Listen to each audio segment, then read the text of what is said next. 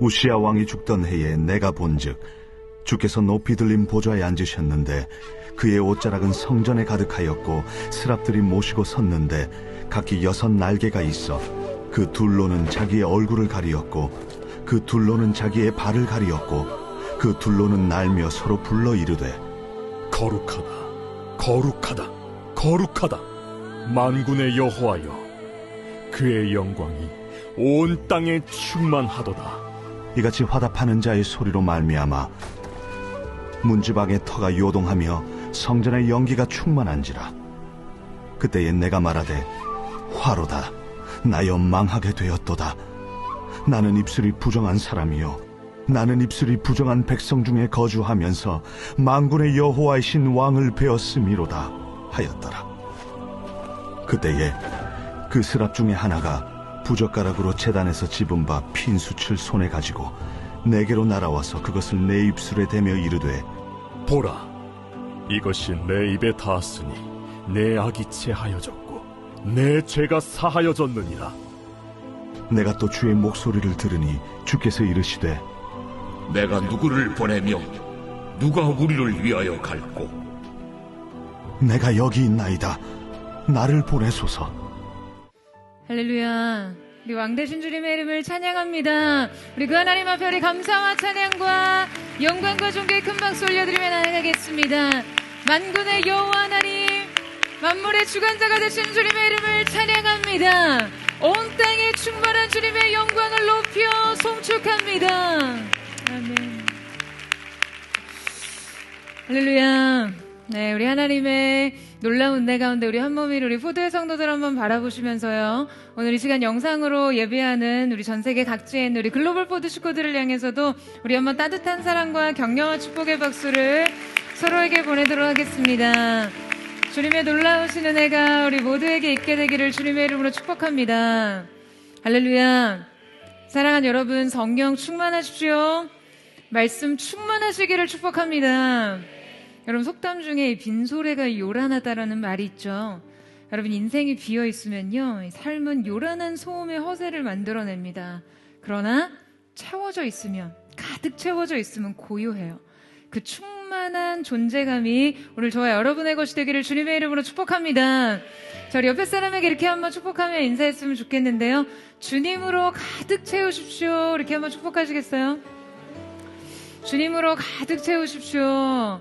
네, 그 하나님의 것으로 충만하게 채워지는 저와 여러분 우리 모두가 되기를 주님의 이름으로 축복합니다.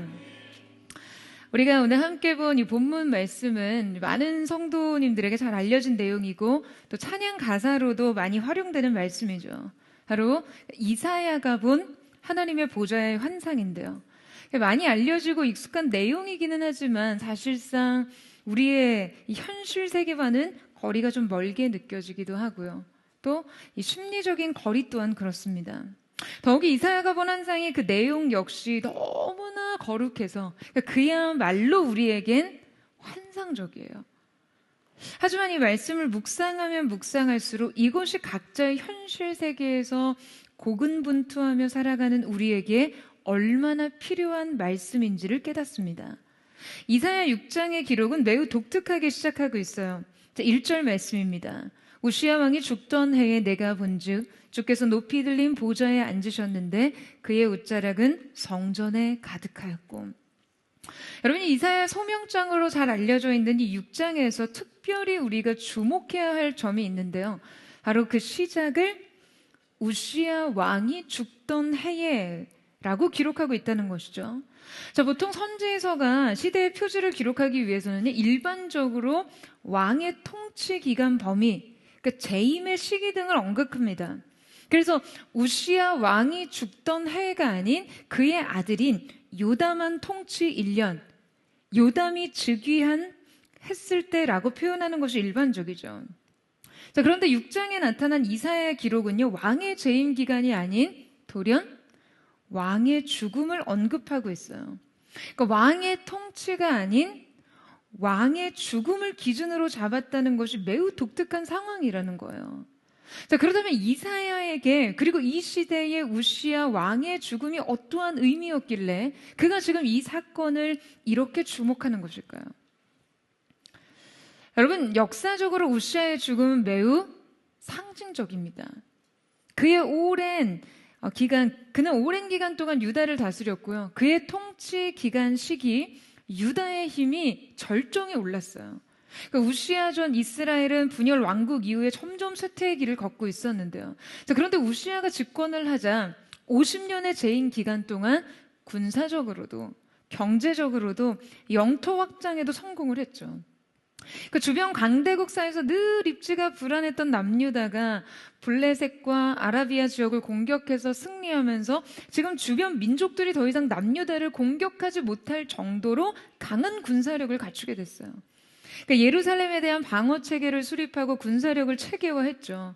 뿐만 아니라 농업과 목축이 발전을 했고요. 솔로몬 시대에 그 무역료를 되찾게 되면서 나라에 부와 안정이 들어왔습니다. 그러니까 이렇게 우시아 시기의 유다는 솔로몬 시대 이후에 제2번영을 누렸고요. 그러니까 온 나라는 우시아 신드롬에 빠졌어요. 사실 그럴만 하잖아요. 한 사람의 영향력, 한 사람의 통치력만으로 국가 운명이 달라졌으니까요. 그러니까 그 안에 속한 온 백성의 삶의 질이 완전히 바뀌었으니까요. 그는 온 나라, 온 국민의 모든 니즈를 충족시키는 사람이었습니다. 우시아는 이제 그들에게 결코 없어서는 안 될 사람이었어요. 그런데 그가 죽습니다. 그러니까 이 죽음은 그들에게 너무나 남다른 의미였어요. 우시아의 죽음은 유다에게는 단순한 슬픔과 상실이 아니라 세계관의 붕괴였어요. 그러니까 한 사람으로 인해서 가능했던 삶이 한 사람의 부재로 붕괴될 위기였으니까요. 그러니까 그의 죽음은 오랫동안 지속되던 자신들의 모든 안정과 번영의 근거가 무너져 내린 것 같은 깊은 절망감을 안겨줬습니다. 더욱이 지금 주변 국제 정세가 매우 격변하던 때였거든요. 그러니까 우시아가 죽던 해에 북방에 잔인하고 강력했던 아수르 제국이 팽창 정책을 펼치면서 지금 이 주변 세력들을 장악해 나가고 있었거든요. 그러니까 더더욱 우시아의 강한 지도력이 필요했는데요. 결국 유다 내부의 공백뿐 아니라 이러한 외부적인 압력을 견딜 내적인 힘이 무너져 내린 것이에요. 내부는 무너지고 외부는 밀려오고 안정의 시기는 끝났고 위기의 시기가 시작된 것이죠. 바로 우시아의 죽음으로 비롯된 시대의 전환이었어요. 여러분, 이것이 당시 시대 상황이었습니다. 왕이 죽었고 나라의 운명은 불투명해졌는데 제국은 밀려오고 있었어요. 바로 이것이 당시 이사야의 시대 감각일 거예요.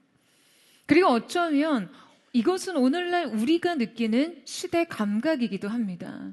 어떤 먼 이야기가 아니라 오늘 우리가 느끼는 생생한 현실 감각일 수 있어요. 안정은 무너졌고 미래에 대한 불안은 극심해졌으며 외부의 압력은 거셉니다.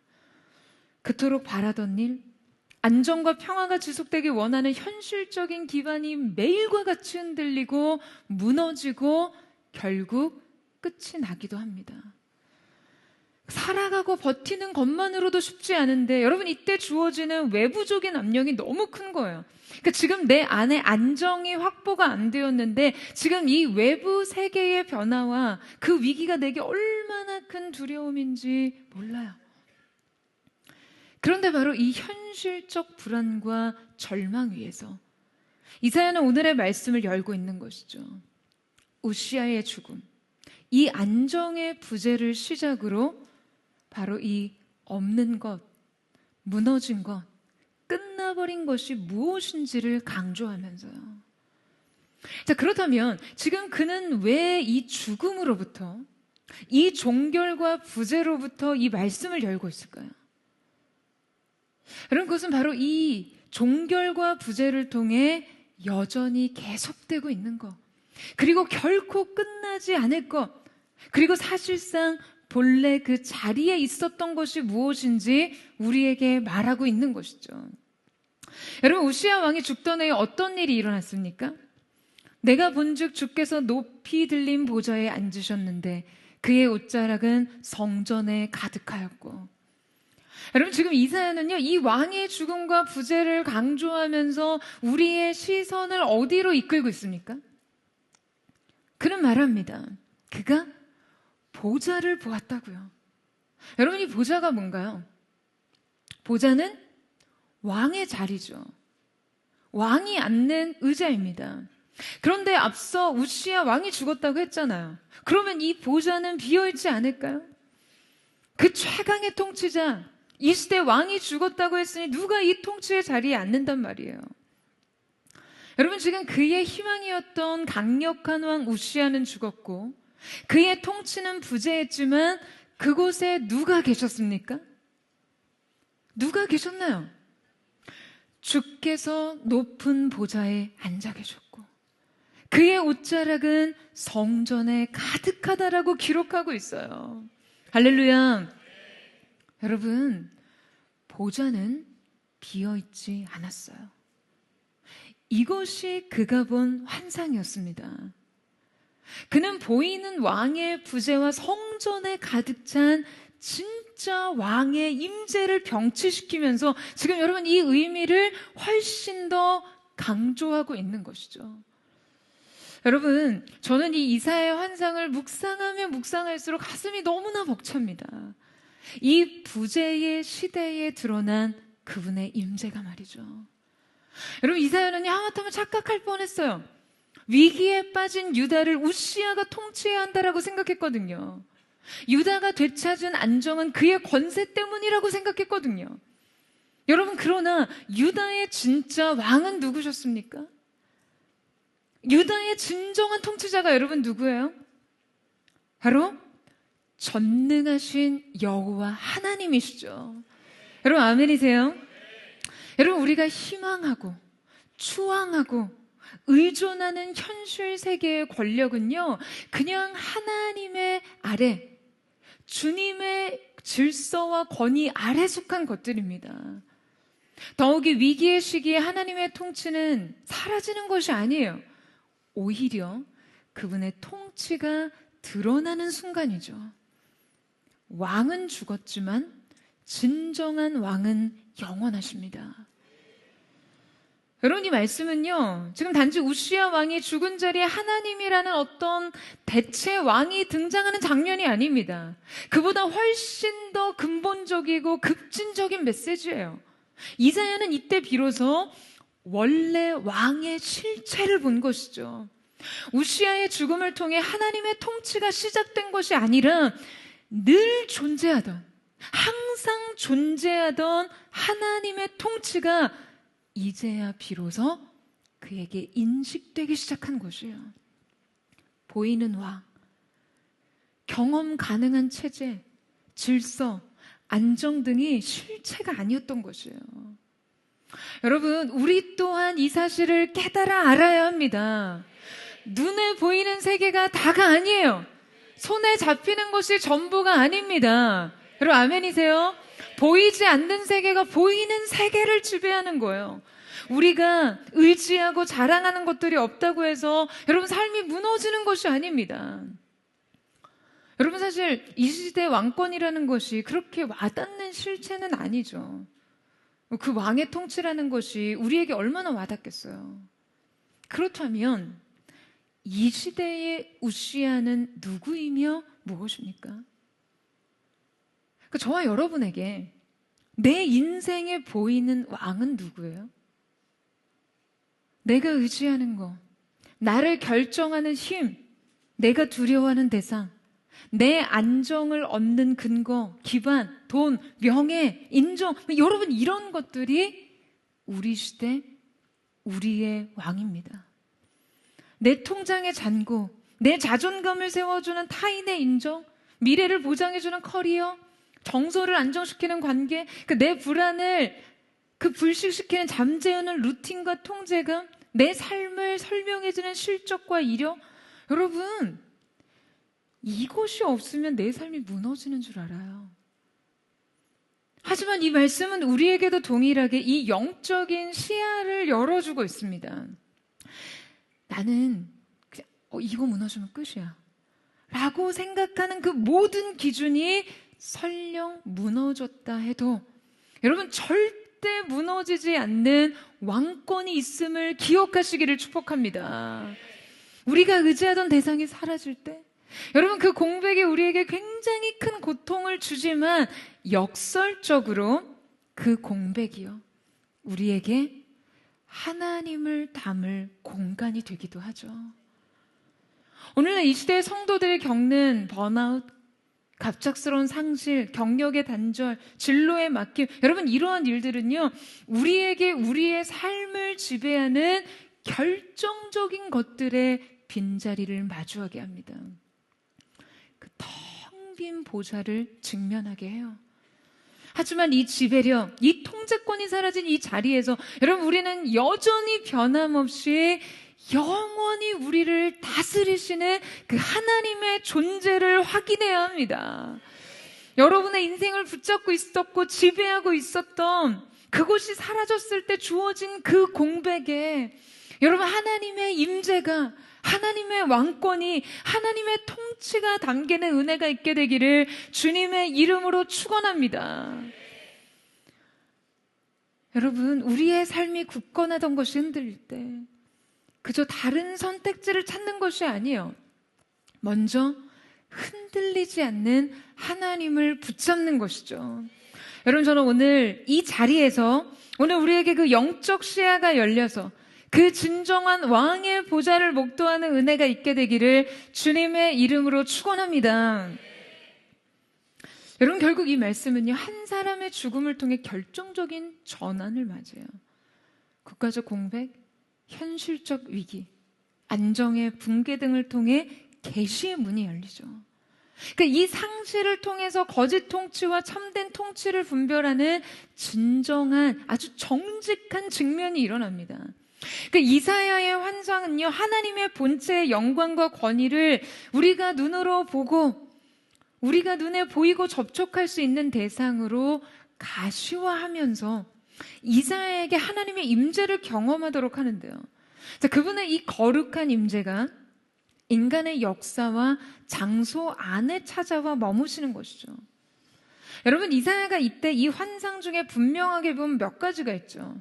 먼저는 높은 보좌였어요. 여러분 이 높은 보좌라는 것은요 절대적인 왕권의 상징이에요. 바로 이 높은 보좌에 하나님께서 앉아 계신데 그분의 옷자락이요 성전에 가득하다라고 묘사하고 있습니다. 그러니까 이때 옷자락은 왕이나 제사장의 긴 옷의 아랫단 이렇게 끌리는 부분을 보여주는 것인데요. 고대 사회에서 옷은 신분을 나타내기 좋은 수단이었죠. 여러분 기억하세요? 제가 이전에 요셉의 소매가 긴 색동 옷이 그 요셉의 존재감과 형제들 사이의 서열과 위계를 상징적으로 보여주는 것이다라고 설명을 드렸는데요. 기억나세요? 네. 근데 우리는 여러분 색동옷이라고 하면 이해하고 있지만 제가 이때 성경에서 정말 더 본질적으로 강조하고 있는 이 옷의 특징은 긴 소매라는 특징이라고 말씀을 드렸었어요. 할렐루야. 네. 그래서 소매가 긴 옷이란 여러분 이 노동하는 사람은 절대로 입을 수 없는 지배자의 옷이기 때문이죠. 그래서 여러분 고대 왕들 또한 그 옷의 길이로 자신의 권위와 그 강력한 왕권의 지배력을 표현하곤 했습니다. 왕들이 보통 이렇게 옷을 길게 늘어뜨려서 수행원들이 그 옷을 이렇게 들고 이동했는데요. 여러분 지금도 결혼식 때 보면 신부가 드레스 입으면 그렇게 치맛자락 들고 이동해주는 이모님들 계시잖아요. 네, 여러분 신부들이 그런 옷 입으면 사실 이렇게 거동 자체가 불편해지죠. 그 옷을 입고 뭘 하겠어요? 뭐 일을 하겠습니까? 걷는 것도 불편할 텐데요. 그냥 그날 하루만큼은 그냥 그런 옷 입으면서 사람들에게 감탄과 찬사를 받는 존재로 자신을 높이고 뽐내는 거예요. 그러니까 나의 존재감만으로 아우라를 갖겠다는 거거든요. 당시 왕의 의복은 그 자체로 왕의 위엄과 권위를 드러내는 수단이었습니다. 그래서 고대 문화에서요, 옷자락을 자르는 것은 그 권위를 훼손하는 모욕적인 행동으로 간주됐고요. 그 옷자락을 붙잡는 것은 권위에 의존하겠다라는 의지를 표현하는 것으로 읽혔어요. 그래서 이 고대 전쟁에서 승리한 왕은 전리품으로 각국의 이 적국의 옷감을 취해서 자신의 옷을 길게 늘어뜨리기도 했습니다. 그리고 옷자락의 길이와 옷자락이 미치는 범위는 그 권위와 영광의 크기를 상징해요. 그런데 지금 그 하늘의 높은 보좌에 앉으신 하나님의 옷자락이 여러분 어떤 상태로 표현되어 있나요? 여러분 어떤 상태로 표현되어 있어요? 그분의 옷자락은 성전에 가득 차 있습니다. 그러니까 이 하늘과 땅의 모든 공간, 이 공간을, 이 성전의 공간을 하나님의 영광과 임재가 완전히 장악하고 있는 것이죠. 할렐루야. 여러분 그 공간에는 하나님 외에 다른 어떤 존재의 힘과 권위가 들어설 수 없었어요. 하나님께서 모든 역사의 승리자이시며 최종적인 통치자이심을 확증하는 것입니다. 더 나아가서 이 환상이 보여주는 구체적인 장면들을 살펴볼 텐데요. 자, 우리 함께 2절에 4절 말씀을 같이 읽겠습니다. 시작. 스랍들이 모시고 섰는데 각기 6날개가 있어 그 둘로는 자기 얼굴을 가리었고 그 둘로는 자기의 발을 가리었고 둘로는 날며 서로 불러 이르되 거룩하다 거룩하다 거룩하다 만군의 여호와여 그의 영광이 온 땅에 충만하도다 하더라. 이같이 화답하는 자의 소리로 말미암아 문지방의 터가 요동하며 성전의 연기가 충만한지라. 자, 여러분 여기서 이 스랍이라는 단어는 히브리어로 사라프, 불타는 자들이라는 뜻이에요. 그러니까 하나님의 그 거룩함을 수호하면서 부정한 것을 태워 정결하게 하는 존재들이죠. 그러니까 그들이 이 불타는 모습으로 표현되어 있는, 묘사된 이유는요, 그 하나님의 영광과 거룩한 빛을 가장 가까이에서 반사하고 있기 때문이에요. 그래서 그들에게는 6날개가 있다라고 매우 구체적으로 언급하고 있는데요. 그 6날개는 여러분 어떻게 기능합니까? 2날개는 얼굴을 가립니다. 그러면 아무리 타락하지 않는 천사라도요, 하나님의 본질인 그 영광을 차마 정면으로 응시할 수 없기 때문이에요. 이것은 그분을 향한 경외심을 드러내는 행위입니다. 자, 다른 날개로는 또 무엇을 합니까? 발을 가립니다. 성경에서 발은 종종 인간의 이 피조물성을 상징하는데요. 그러니까 이 2 발을 가리는 것은 그 하나님의 절대성 앞에 한낱 인간의 피조물성이 서 있을 수조차 없음을 드러내는 겸비하는 태도죠. 나머지 2 날개로는 납니다. 바로 하나님의 명령을 수용하기 위해서 즉각적으로 지체 없이 순종하는 모습을 보여주는 것이죠. 여러분 그들은 이 모습을 하고 주님을 향해 외칩니다. 거룩하다 거룩하다 거룩하다 만군의 여호와여 그의 영광이 온 땅에 충만하도다. 그러니까 이들이 화답하는 이 찬양의 소리만으로 성전의 기초가 흔들립니다. 여러분 인간이 세운 견고한 이 성전, 이 거룩한 성전, 견고한 체계, 이 실제적인 물질성조차 여러분 그분의 위엄 앞에서는요 한낱 흔들리는 존재일 뿐인 거죠. 이때 성전은 연기가 가득했어요. 성경에서 하나님의 임재의 장소에는 이 구름과 연기가 가득하게 묘사되는 경우가 많습니다. 여러분 왜일까요? 그분의 존재는 우리가 2 눈으로 보기에 결코 감당할 수 없는 것이기에 여러분 우리가 죽지 않고 살기 위해서 가려지는 것이죠. 신학자들은 이를 자비로운 은폐라고 말합니다. 여러분 한번 마음 가득히 받아들이면 생각해 보세요. 정말 압도적인 장면이죠. 그러니까 이 장면을 상상해 보는 것만으로 영적인 환희를 느낍니다. 여러분 동의하세요? 그러니까 이 상상만으로 성전을 가득 덮은 그분의 옷자락이 우리의 영혼을 덮는 것 같아요. 주님을 향한 이 경외와 감탄, 이 흠모와 열망이 여러분 여러분의 가슴에 벅차오르지 않으십니까? 할렐루야. 여러분 가슴 가득 차오르는 그 영광의 은총이 여러분의 것이게 되기를 축복합니다. 여러분 그렇다면 우리가 이때 느끼는 이 압도감은 무엇을 말해주나요? 바로 하나님의 절대성이죠. 하나님의 이 유일한 절대성 앞에 인생들의 모든 소라는요 모두 음소거가 되는 거예요. 그래서 깊은 경배에 들어갈수록 여러분 우리의 예배는 매우 단조로워집니다. 깊은 경배곡들은요 그 고백이 굉장히 단순해요. 지루할 정도로 단순하고 호흡도 깁니다. 여러분 왜 그런가요? 점점 이 절대성에 가까워지기 때문이에요. 그러니까 인생의 복잡한 감정과 사고는 점점 무력해져요. 여러분 이것이 제가 인간의 감정을 노래하는 가스펠이 예배곡이 아니라고 하는 이유입니다. 주님의 압도적인 영광의 임재 가까이, 그분의 절대성 앞으로 가까이 갈 때 내 고난, 내 아픔, 내 인생의 어떠한 내 자신의 무엇을 주님 앞에 고백하는 게 그게 어떤 의미인가요? 여러분 하나님의 임재, 그분의 영광스러운 임재에 가까워질수록 인간의 언어도요 단순해집니다. 그냥 이 절대성 앞에 항복하듯이요. 언젠가도 한번 말씀드렸지만 여러분 저는 이 시대의 신학과 예배 영성이 너무나 상대화되어 있다고 생각해요. 하나님을 너무나 친근한 존재로 묘사하면서 그분을 사람들의 온갖 필요와 온갖 자기 중심성과 욕망의 대상으로 만들어 버렸습니다.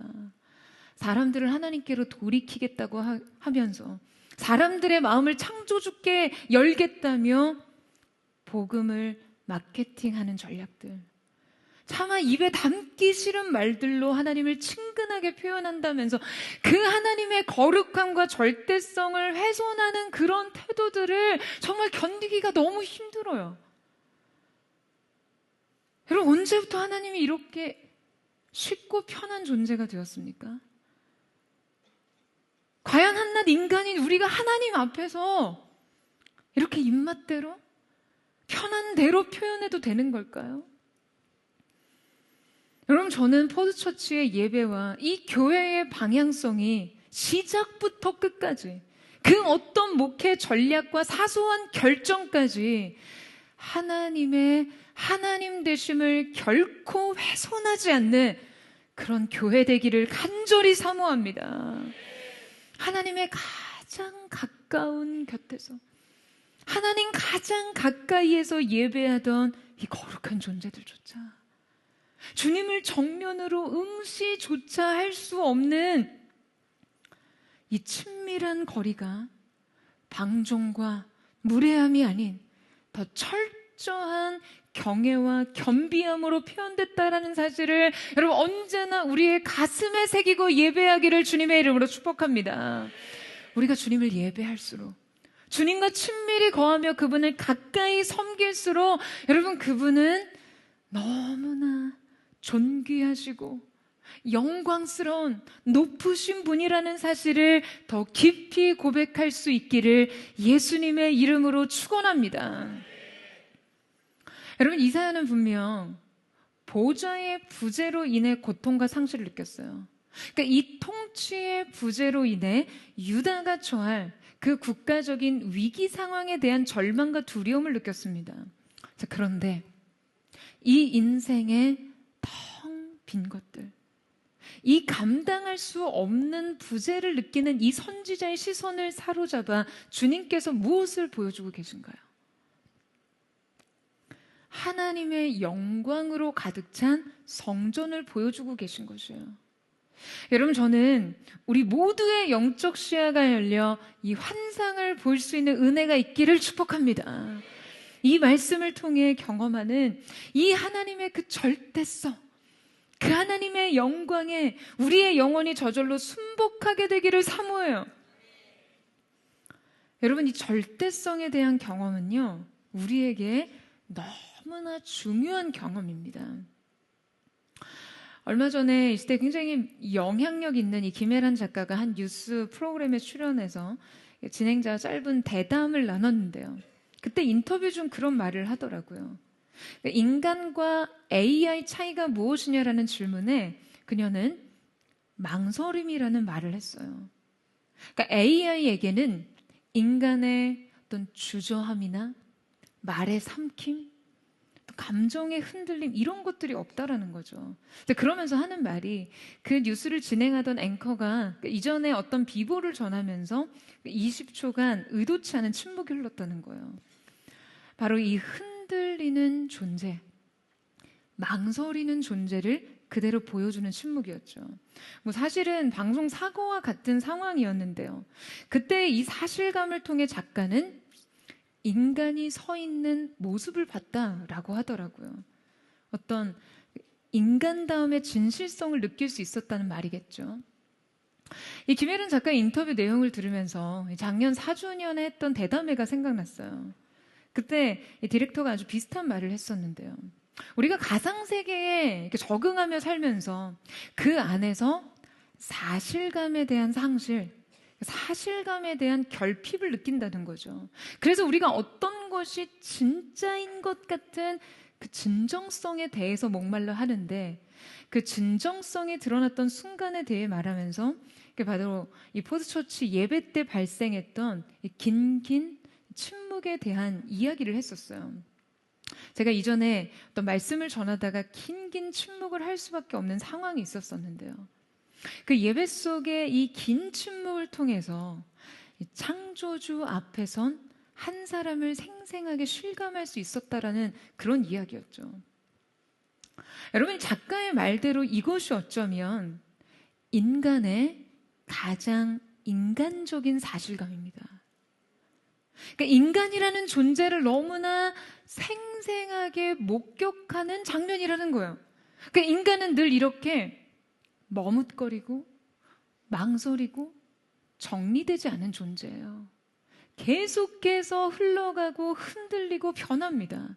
그것이 바로 인간의 사실감이에요. 더 나아가 창조주 앞에선 피조물로서의 사실감이죠. 여러분, 우리는 때로 이런 인간의 인간다움의 모습에 끌림을 느낍니다. 이런 모습은 인간에게 깊은 울림을 줘요. 이것이 지극히 인간답기 때문에 인간의 살아있음을 느끼고 인간의 존재를 발견한 그런 느낌이 드는 거죠. 계속해서 흔들리고 주저하는 그 존재의 모습을 통해 인생을 절감하는 거예요. 여러분, 그렇다면 하나님의 존재는 어떤가요? 여러분, 이 하나님의 존재를 실감하는 일은 어떨까요? 그 하나님의 존재에 대한 경험은 여러분 우리에게 어떠한 경험입니까? 우리가 인간이란 이 불안하고 망설이고 변화하는 존재를 실감하는 것에 대한 어떤 희열을 느낀다면요, 우리가 주님의 그 완전하심과 그 주님의 절대성 앞에서 무엇을 느끼나요? 하나님의 하나님 되심 앞에서 여러분 무엇을 경험하세요? 여러분, 우리의 이 예배는 여러분에게 하나님의 하나님 되심의 그 사실감을 느끼게 하는 예배입니까? 할렐루야, 심각하네요. 여러분, 아멘이든 예스든 노든 이 예배가 여러분에게 그 하나님의 하나님 되심에 대한 사실감을 느끼게 하는 예배입니까? 여러분, 제가 늘 단 한 번의 예배를 강조하고 추구하고 여러분, 그것을 열망하는 이유가 무엇인가요? 여러분, 저희 교회가 고난주간과 부활주일 예배를 드리면서요, 사실 이 한 번의 예배에 상당히 많은 에너지와 재정을 쏟았잖아요. 누군가에게는 불필요한 낭비죠. 하지만 우리에게는 절대적 가치고요. 그렇다면 왜 이것이 우리에게 이럴 만한 가치입니까? 왜 모든 것을 쏟아 부어도 아깝지 않은 것인가요? 여러분, 그리스도의 죽음과 부활이 한 인생에게요, 그 완전한 복음의 완성이 한 인생에게 생생하게 경험될 수 있는 단 한 번의 예배가 있다면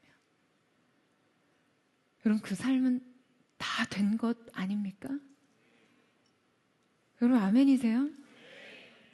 우리의 영혼과 삶에 그분의 고통과 그분의 승리가 조금이라도 실감된다면 머리에서 가슴으로 단 한 뼘이라도 내려올 수 있다면 여러분 너무나 충분한 것 아닙니까? 예수님의 사랑을 가슴으로 알아서 흘리는 그 진실한 눈물 한 방울이 여러분 우리의 인생의 다른 어떤 것과도 비교할 수 없는 가치이기 때문 아닙니까? 여러분 저는 이 표현을 굉장히 좋아해요. 주님은 인생이 아니시기에. 여러분 주님은 사람이 아니십니다. 주님은 절대적인 분이시기 때문에 우리가 주님 앞에 서보면 인생은 결정이 돼요. 여러분 아멘이세요? 여러분 인생의 변화는요 단언하건대 단 한 번의 임재면 충분합니다. 하나님의 하나님 되심을 경험하는 단 한순간으로 인생은 구원을 받아요. 여러분 그만큼 하나님은 절대적이세요. 그래서 단 한 번의 예배면 충분하다는 거예요. 여러분 이 말은 멋들어진 슬로건이 아닙니다. 인생의 유일한 목적과 이유와 전략이 되는 것이죠. 여러분 아멘이세요? 여러분 오늘 함께 드리는 이 예배도 여러분에게 그 단 한 번의 예배적 경험으로 새겨지기를 예수님의 이름으로 축원합니다. 이제 주님의 이 절대성 앞에 이사야는 여러분 어떻게 반응하나요? 자, 우리 5절에서 7절 말씀을 같이 한번 읽겠습니다. 시작. 그때 내가 말하되 화로다 나여 망하게 되었도다. 나는 입술이 부정한 사람이요 나는 입술이 부정한 백성 중에 거주하면서 만군의 여호와신 왕을 배웠음이로다 하였더라. 그때 그 스랍 중에 하나가 부젓가락으로 제단에서 집은 바 핀수칠 손에 가지고 내게로 날아와서 그것을 내 입술에 대며 이르되 보라 이것이 내 입에 닿았으니 내 악이 제하여졌고 내 죄가 사하여졌느니라 하더라. 자, 여러분 주님의 이 거룩함과 그 영광 앞에서 이사야는 즉각적으로 지금 어떻게 반응하고 있습니까? 이사야의 가장 1차적인 반응은요 사실상 찬양이 아니라요 자신에 대한 사망 선고였습니다. 여러분 왜 그럴까요? 그 하나님을 뵙고 나니 그 앞에 선 자신의 존재가 자신에게 발각됐기 때문이죠.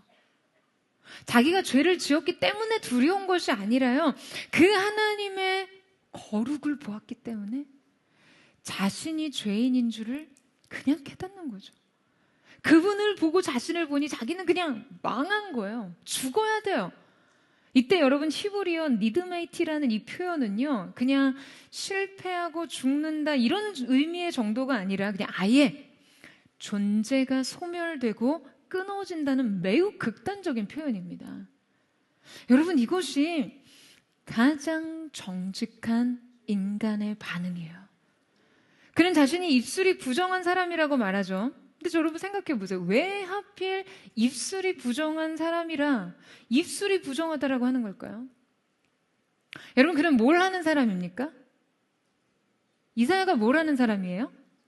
선지자예요. 하나님의 말씀을 대언하는 사람이죠. 그러니까 그에게 입술은요 그 입의 말은 자신의 사명이자 자부심이었어요. 자기 삶의 열매였습니다. 그런데 자신이 가장 자신하고 자부하던 부분조차도 하나님 앞에서 가장 부정한 것으로 전락하는 거죠. 그 인간의 그 어떤 도덕성조차 하나님 앞에서 너무나 초라하고 너무나 추한 것이 될 수밖에 없다는 거예요.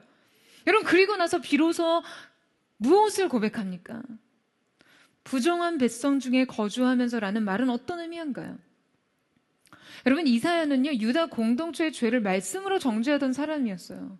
그런데 하나님 앞에서 서니까 자신이 유다 백성보다 조금 더 나은 사람이던가요? 유다 백성보다 거룩하고 온전해요? 아니요. 그냥 다 거기서 거기예요. 인간이 하나님 앞에 서면 할 수 있는 정직한 고백은요 두 손 들고 주님 저도 공범입니다. 이것을 자백하는 일뿐이에요. 여러분, 진정한 영적 각성은요, 타인을 정죄하면서 나의 거룩과 온전함을 지키는 것이 아니라 타인의 죄와 연약함에서 나의 부족을 발견하는 것입니다. 그리고 이사야에게 인식의 가장 결정적인 전환이 일어나죠. 자, 여러분 보세요. 그가 뭐라고 고백합니까? 만군의 여호와이신 왕을 배웠음이로다. 앞서 이사야는 하나님을 주라고 표현했죠. 그런데 바로 이때 그는 그분을 왕으로 표현하고 있습니다. 단순히 신적인 존재로서만이 아니라 자신에 대한 절대적인 통치를 고백하는 것이죠. 이사야는 무너집니다. 왕을 보았기 때문에. 진정한 왕을 보았기 때문에 그는 진정한 삶의 비밀을 깨닫게 되는 것이죠. 여러분, 바로 그때 어떠한 일이 일어납니까? 하나님께서 이사야가 스스로 정결할 수 없는 존재임을 아시기에 제단에서 숯을 가져와서 입술에 대십니다. 이 제단이란 희생 제물의 피가 뿌려진 곳이죠. 그러니까 이 불은 희생 제사를 통과한 불이에요. 그리고 그 불은 숯이 그 입에 닿자마자 하나님께서는 이사야에게 죄사함을 선언하십니다. 그가 어떤 자격을 갖추거나 고행을 했거나 자기에 대한 증명을 했기 때문이 아니었어요.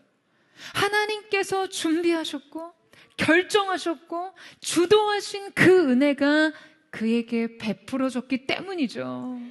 할렐루야. 그런데 여러분, 하나님께서 왜 이때 이 불붙은 숯을 가지고 그의 입술에 대셨을까요? 이때 이 불은 심판과 정화를 표현하지만요, 왜 그 불을 굳이 그에게 직접 접촉시키신 것일까요? 여러분, 이사야의 입술에 그 불이 닿았을 때 그에게 그냥 아무 느낌이 없었을까요? 여러분, 생각해 보세요. 입에 불이 닿았으니까 여러분이라면 어떻게 하시겠어요? 여러분이라면 어떻게 하시겠어요? 아, 뜨거 안 하시겠어요? 와, 여러분 되게 멘탈 강하시네요. 막 불이 입술에 닿든 어디 닿든 막 상관도 없이 굉장히 평정심을 유지하시겠어요?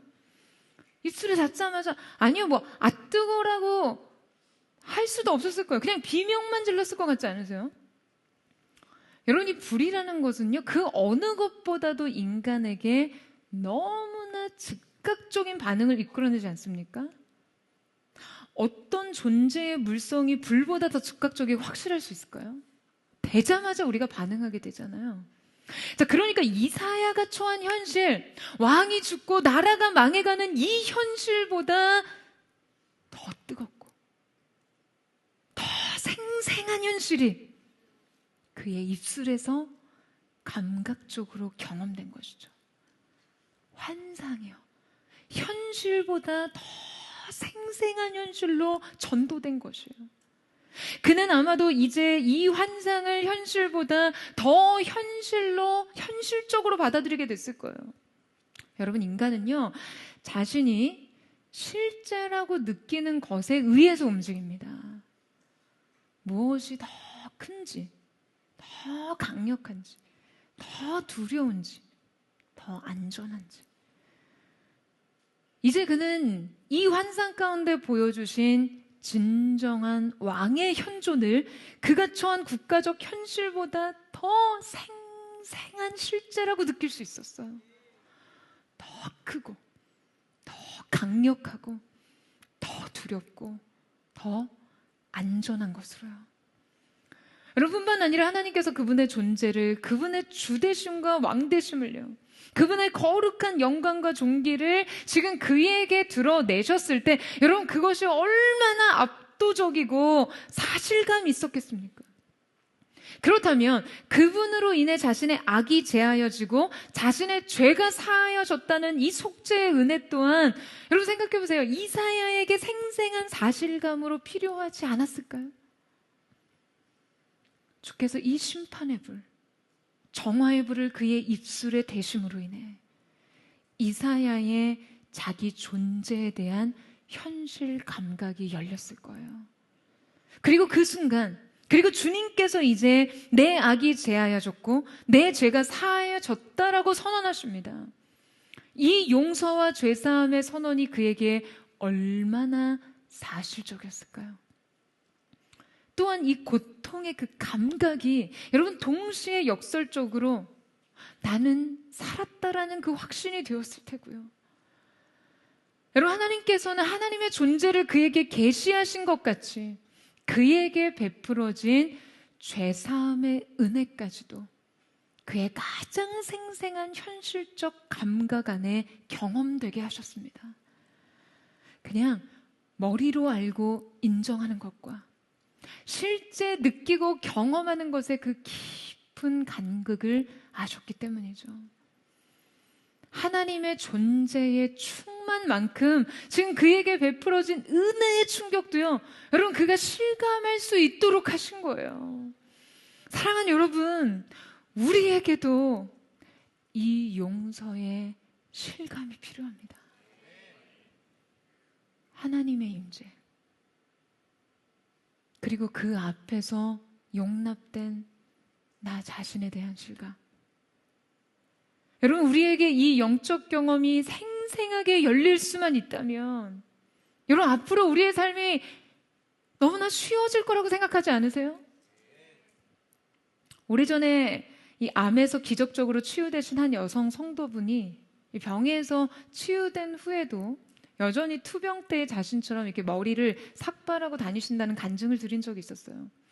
여러분, 생각해 보세요. 그 고된 투병 생활 동안 항암제로 인해서 그 머리가 다 빠진 자신의 모습이 얼마나 서글펐으며 이 병에서 놓였을 때 얼마나 이전의 내 모습으로 이렇게 돌아가고 싶었겠어요. 그런데 시한부의 삶에서 기적적으로 치유된 후 그분은 이렇게 머리카락이 다 자라고도 계속해서 그 머리를 밀어버리신대요. 그 머리털이 없는 자기 머리를 이렇게 쓰다무면서요, 그것을 촉감하면서 그 은혜를 향해 절박하던 그때의 자신에 대한 감각, 그리고 결국 자신을 살려주신 하나님의 은혜에 대한 감각을 생생하게 매일 다시 느끼기 위해서라고 하시더라고요. 다시 찾은 모습보다 그 감각을 잃지 않는 것이 훨씬 중요하게, 은혜를 통해 삶을 되찾았기에 여러분, 이 감각을 잃지 않는 것이 또한 이 삶을 지키는 것이라는 거죠. 여러분, 저는 포드처치의 매주의 예배가 그것을 감각으로 경험하고 맛보는 예배가 되기를 간절히 사모하고 축복합니다. 그리고 여러분의 예배와 삶이 여러분 이 감각을 결코 무디고 둔하지 않고 계속해서 민감하게 지속할 수 있기를 예수님의 이름으로 축원합니다.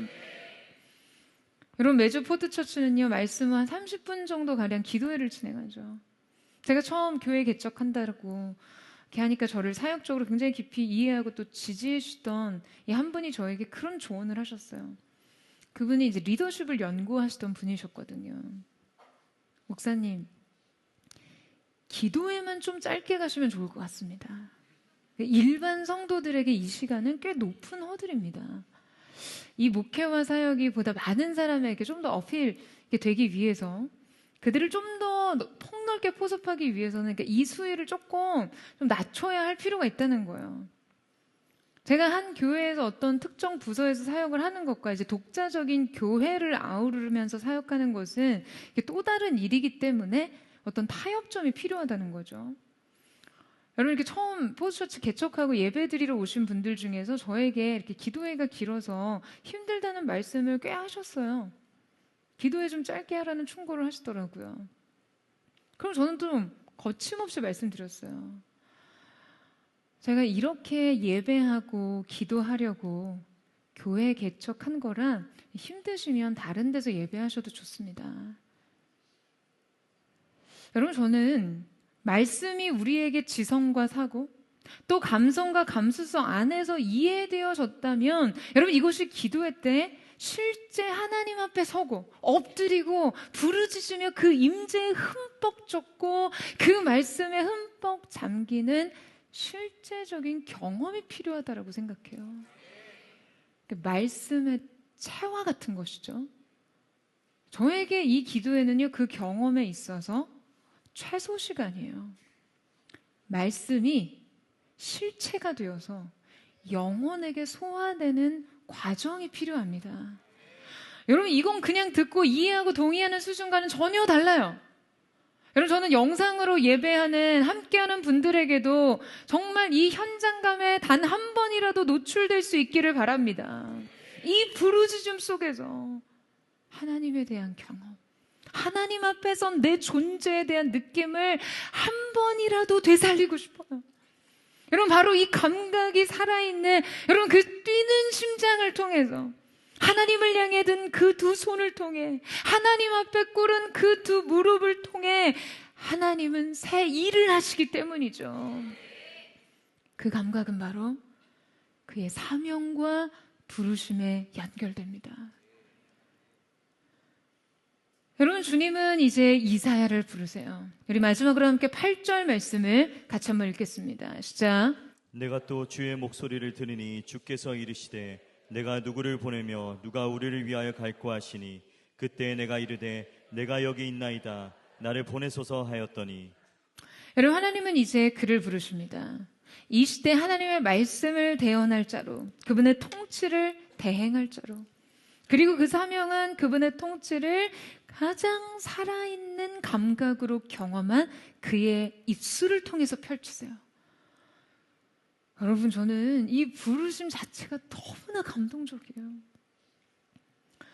여러분, 사실 고대 문화와 배경에 대한 이해를 가지고 이 말씀을 보면요, 이 장면 자체가 지금 상당히 의아한 일처럼 보입니다.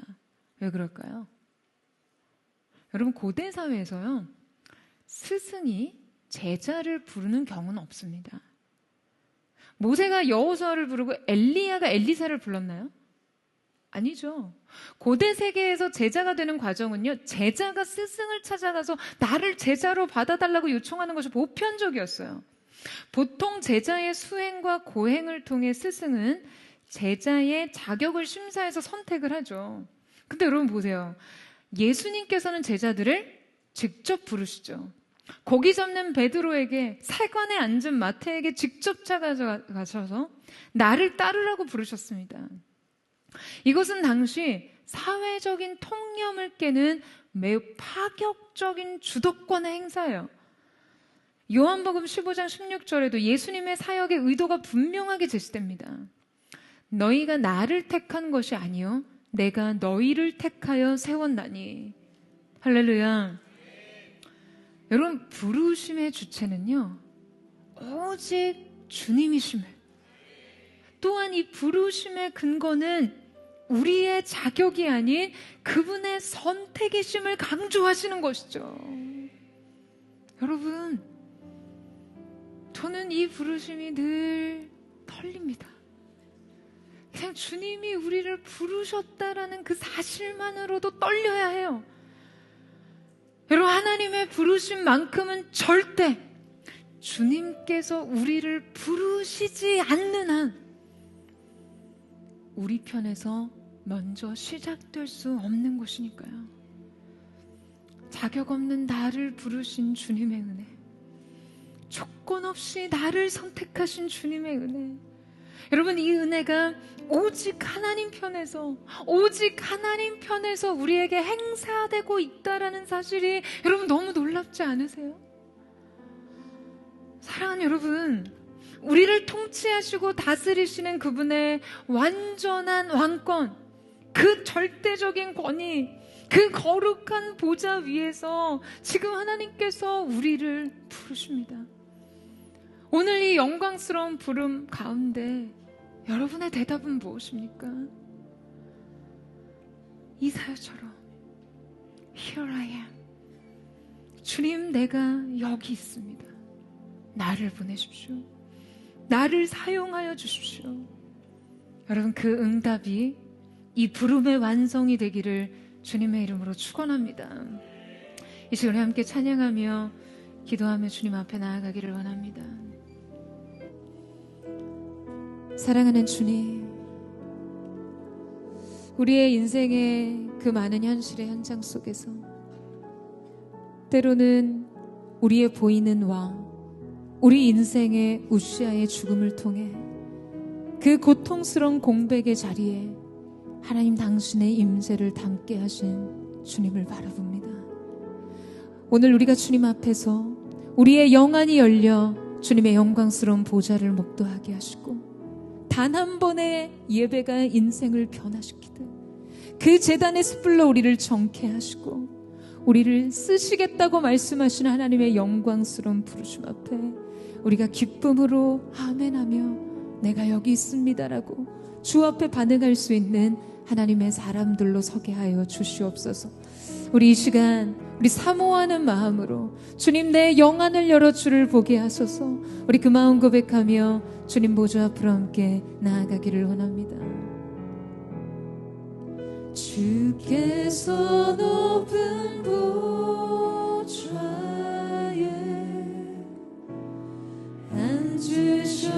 앉으셨는데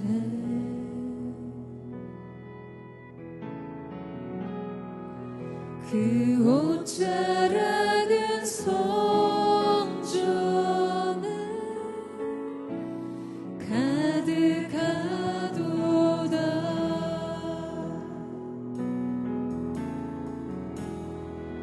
천사들이 모여서 서로 장화하여 외치니 그 소리는 성전에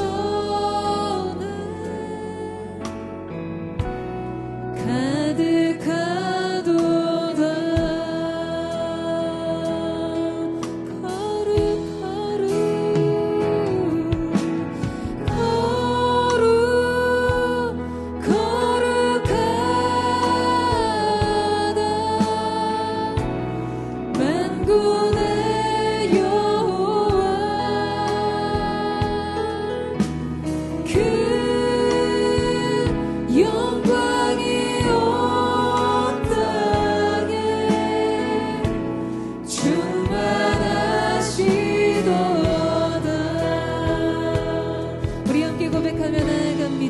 주께서 높은 보좌에 주께서 높은 보좌에 앉으셨는데 그 옷자락은 성전에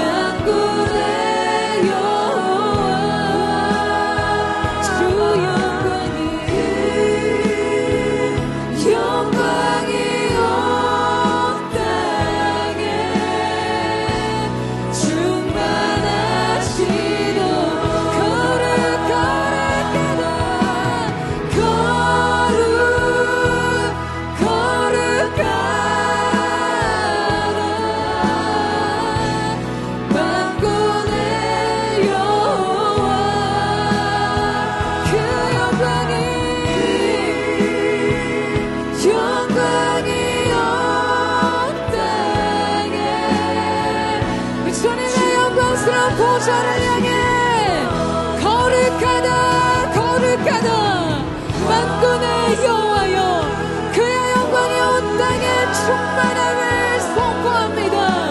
아멘. 예 주님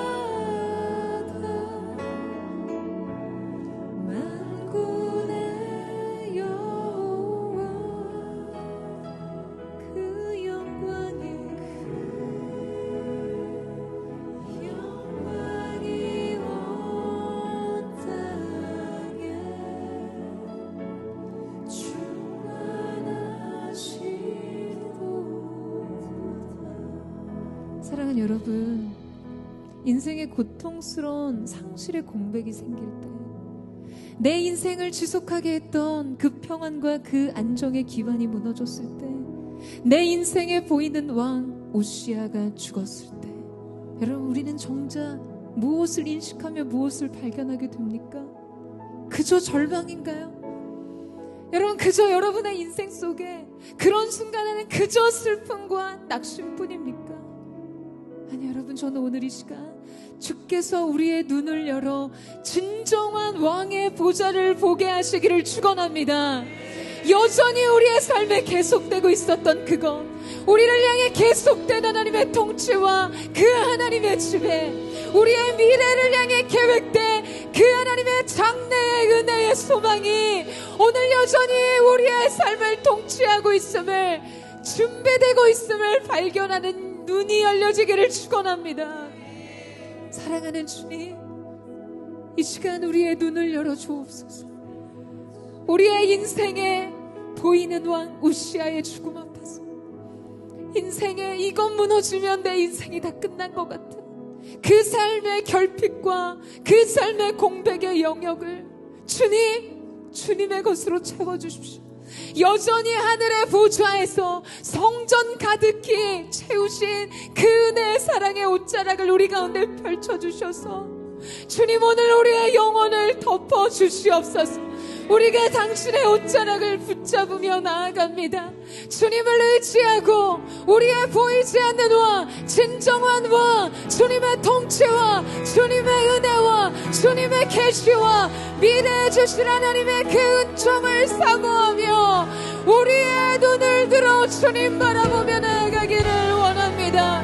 그 주님을 더욱 사모하는 마음으로 주 앞에 서기를 원합니다.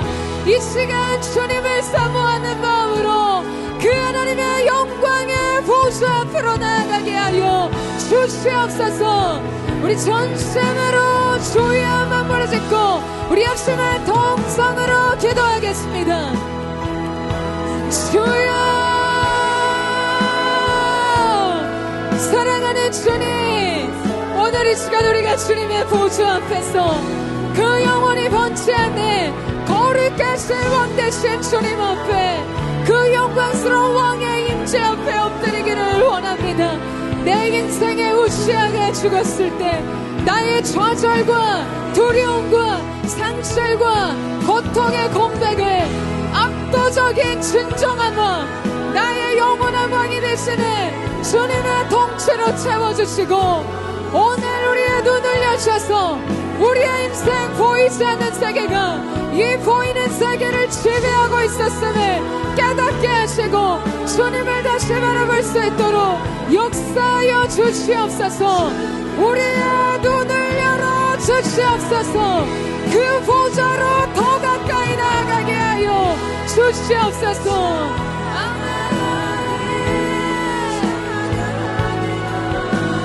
더욱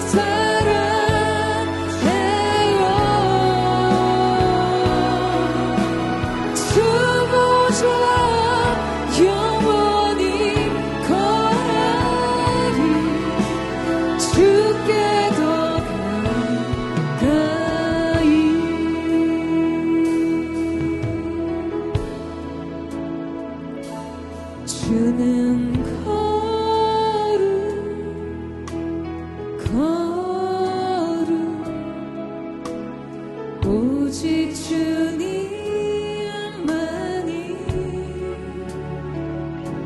주는 거룩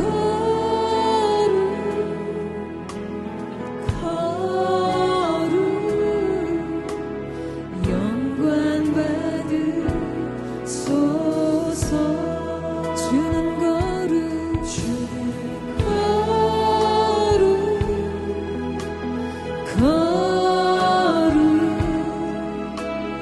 오직 주님만이 주는 거룩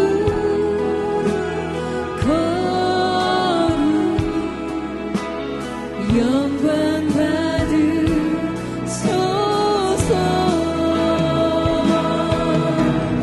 영원히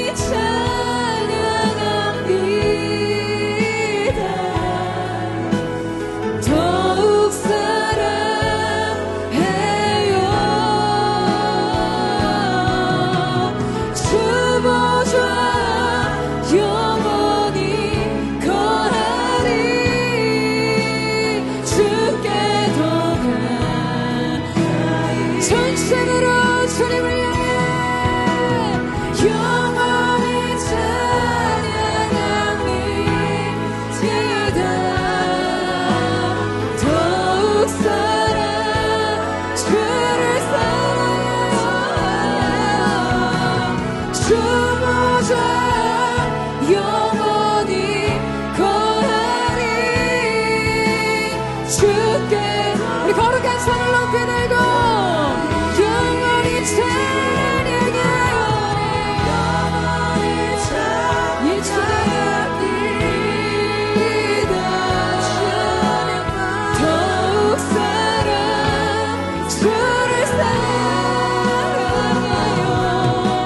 주 보좌 영원히 거하리니 주께 더 가까이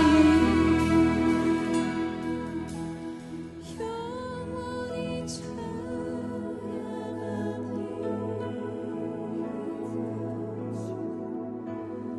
더욱 사랑해요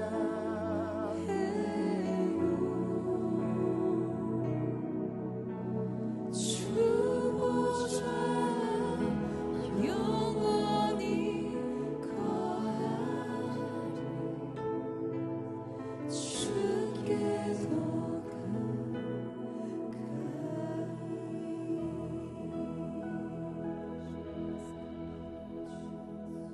사랑하는 주님, 우리가 갈망합니다.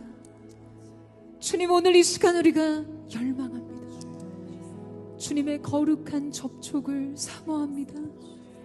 주님, 인생의 그 어떤 현실 감각보다도 더 생생한 실제로서 주님의 임재를 경험하기를 사모합니다. 제단 위에 그 숯불로 이사야 입술에 가닿게 하셨던 주님, 오늘 이 시간 주님 성령의 불로 우리의 마음을 정연케 하여 주시옵소서. 그 불을 우리의 감각으로 느끼고 체화할 수 있도록 도와주시옵소서. 우리가 가장 자신하고 자부하던 것마저도 결코 주 앞에서 주장할 수 없는 것임을 인정하는 실제, 주님 더불어 우리를 향한 주님의 속죄와 죄사함을 생생한 현실로 경험하는 거룩한 접촉을 사모합니다. 영광스러운 접촉을 갈망합니다. 주님, 오늘 이 하늘의 문을 열어주십시오. 주님, 하늘의 영광을 열어주십시오. 주님, 이사야에게 계시되었던 그 주님의 보좌가 오늘 우리의 삶 가운데도 계시되게 하여 주시옵소서. 우리로 하여금 그 보좌 앞에서 주님을 마주하게 하여 주시옵소서. 주님의 임재를 실제로 우리의 가슴과 우리의 영혼육으로 체화하고 체감하고 체득하여 평생에 잊을 수 없는 우리의 새 부르심의 시작이 될 수 있도록 역사하여 주시옵소서. 여러분의 시간 우리가 외치기를 원합니다. 주님 갈망합니다. 주님 사모합니다. 그 거룩한 접촉, 그 영광스러운 임재의 접촉을 오늘 내게 부어주시옵소서. 열어주시옵소서. 우리 주여 세 번 부르짖고 합심하여 동성으로 기도하겠습니다. 주여, 주여, 주여. 예, 주님, 주님의 보좌가, 그 열린 보좌가 오늘 하루의 사람들 속에 계시되었음을, 영광스러운 주님의 임재가 오늘 거룩한 접촉으로, 영광스러운 접촉으로 우리의 영혼과 입맞춤하실 그 하나님의 놀라운 자비의 임재가 오늘 이 가운데 펼쳐졌음을 예수님의 이름으로 선포합니다. 주님 갈망합니다. 주님 사모합니다. 그 영적 세계를 열어 주옵소서. 그 어떤 현실보다도 더 생생한 실제와 같이, 더 생생한 실체와 같이 우리 가운데 새겨지고 경험되게 하여 주시옵소서. 아멘.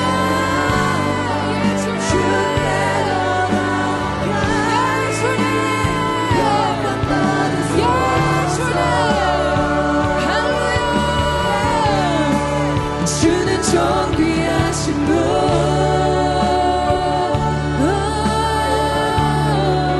주는 존귀하신 분.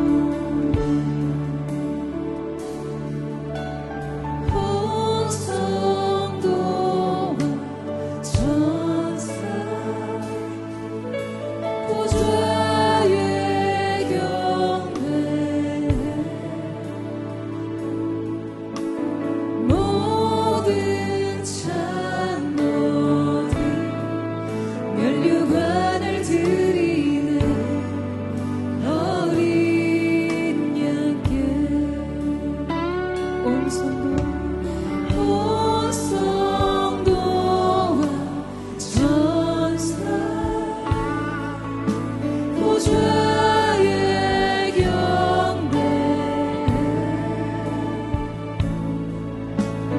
모든 장로들 면류관을 드리네 어린 양께 주는 존귀하신 분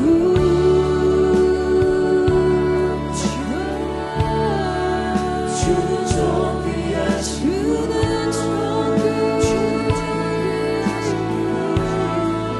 만물 주께 나와 주께 돌아가니 영광 받으소서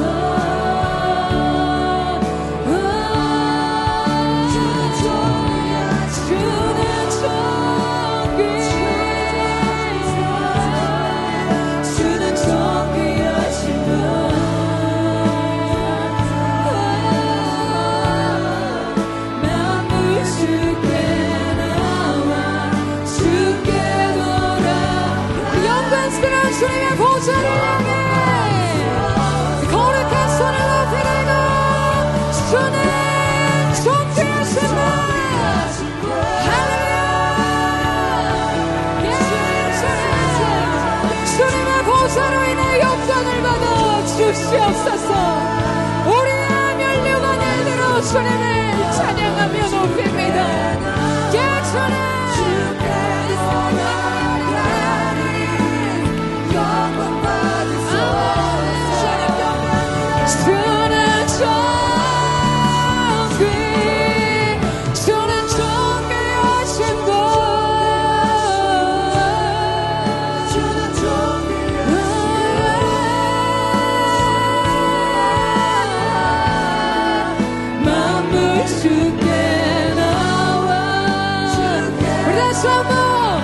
우리 영광스러운 주님의 보좌를 높여드리며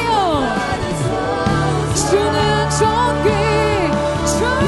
존귀하신 분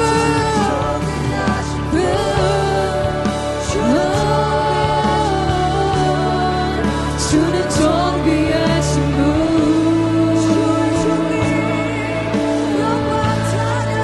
만물 주께 나와 주께 돌아가니 영광 받으소서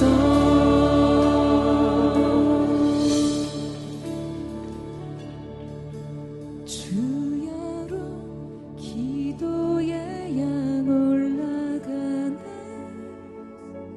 주야로 기도의 양 올라가네 주야로 기도의 양 올라가네 주야로 기도의 양 주야로 기도의 양 올라가네 주야로 기도의 양 올라가네 주야로 기도의 양 올라가네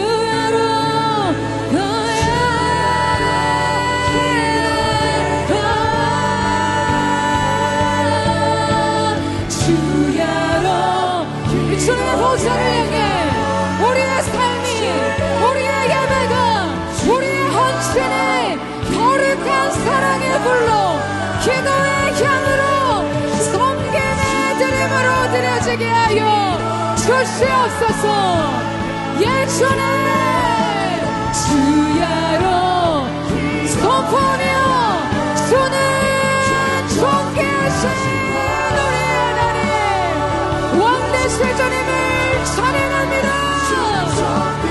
예 주님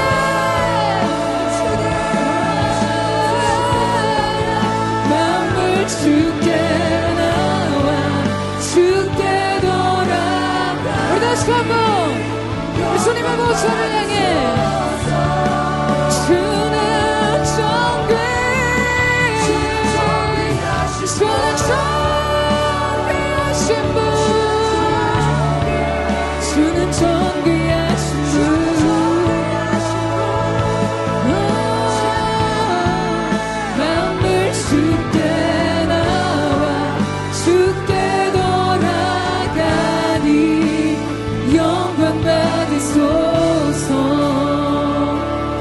오늘 이 시간 우리를 부르신 하나님의 영광스러운 부르심 앞에 오늘 여러분의 응답은 무엇입니까? 이 경이롭고 감탄할 만한 주님의 부름, 결코 우리가 먼저 주님 앞에 우리의 삶을 드릴 수 없습니다. 오늘 우리를 부르신 주님의 부름 앞에 오늘 우리가 주님, 내가 여기 있습니다. 내가 주님 앞에 있습니다. 나를 사용하여 주십시오.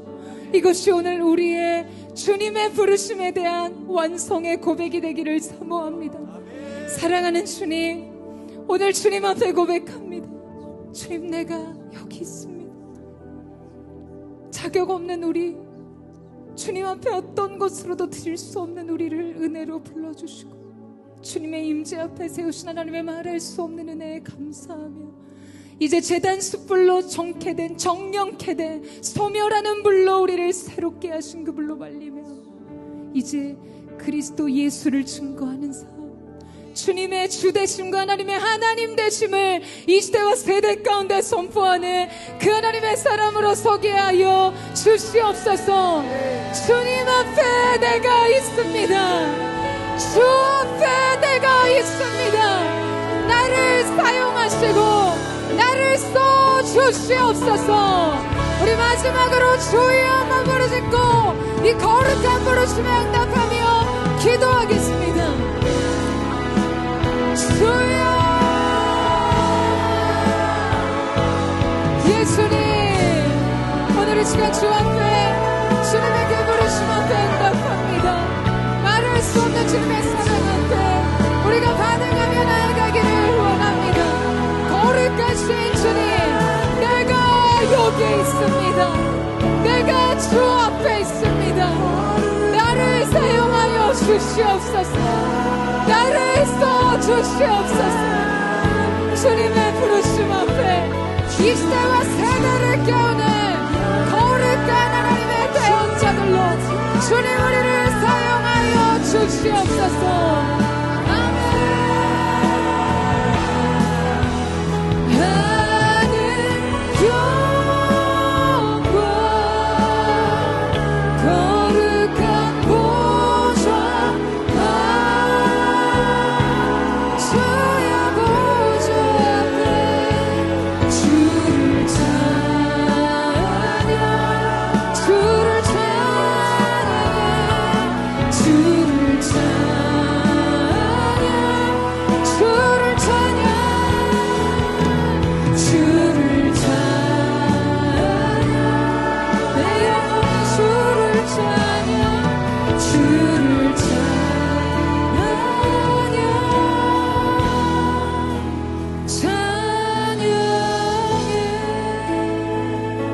우리를 불러주신 영광스러운 주님, 거룩하다 거룩하다 거룩하다 만군의 여호와여, 주의 영광이 온 땅에 충만함을 선포합니다. 주님, 주님 앞에 불타는 스랍들과 같이 두 날개로는 자신의 얼굴을 가리는 주를 향한 경외함으로, 두 날개로는 자신의 발을 가리는 그 하나님 앞에서의 겸비함의 태도로, 두 날개로는 날아오른 주님이 언제든 명령하시면 지체 없는 순종으로 주를 따르겠다라는 순종의 고백으로 우리도 주 앞에서 주를 위해 살기를 원합니다. 오늘 그렇게 기쁨으로 우리의 삶을 주님 앞에 드리니 주님 받으시고 영광을 받아 주시옵소서. 그렇게 영광스러운 주님의 보좌를 높여 찬양하며 존귀하신 예수님의 이름으로 기도드립니다. 아멘. 우리 영광스러운 주님, 거룩하신 주님 앞에 우리 감사와 찬양과 사랑의 큰 박수 들려드리며 나아가겠습니다.